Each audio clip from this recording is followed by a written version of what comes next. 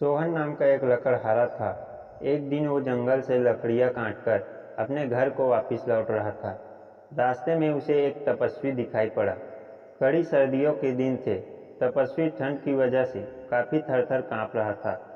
स्वभाव से दयालु और परोपकारी लकड़हारे ने अपनी लकड़ियाँ में से कुछ सूखी लकड़ियाँ उसके पास जला दी। तपस्वी को बहुत राहत हुई। लकड़हारे के इस व्यवहार से खुश होकर तपस्वी ने उसको एक जादुई पत्थर दिया। उस जादुई पत्थर का रहस्य समझाते हुए तपस्वी ने लकड़हारे से कहा कि जब भी वह उसे पैसों की ज़रूरत होगी, वह किसी भी पेड़ से इस पत्थर को लगा देगा और एक मंत्र जो वह उसे देने वाले है, वह पढ़ेगा तो वह पेड़ पैसों का पेड़ बन जाएगा।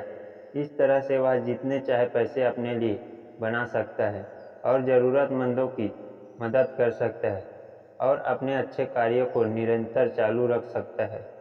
तपस्वी ने लकड़हारे को एक मंत्र बताया और साथ में यह भी बताया कि यह मंत्र पेड़ को पैसों के पेड़ में रूपांतरित करने के लिए कितना जरूरी है। लकड़हारे ने तपस्वी का आधार प्रकट किया और वह अपने घर आ गया।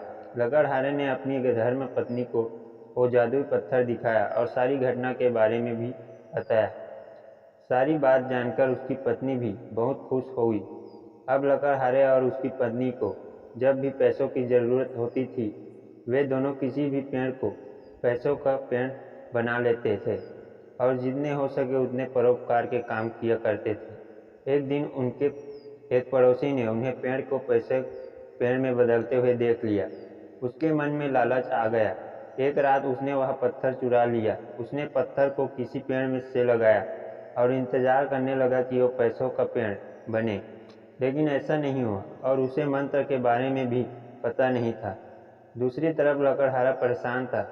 उसने पूरे घर में पत्थर को ढूंढा, लेकिन उसे कहीं भी योग नहीं मिला।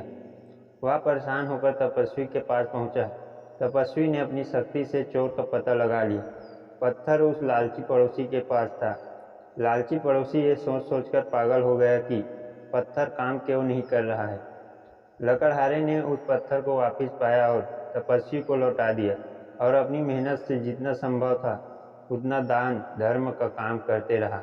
इसलिए कहते हैं कि चोरी करना बहुत बुरी बात है और अधूरा ज्ञान और जानकारी काफ़ी हानिकारक होते हैं। कहानी अच्छी लगे तो आगे शेयर जरूर करिए। धन्यवाद।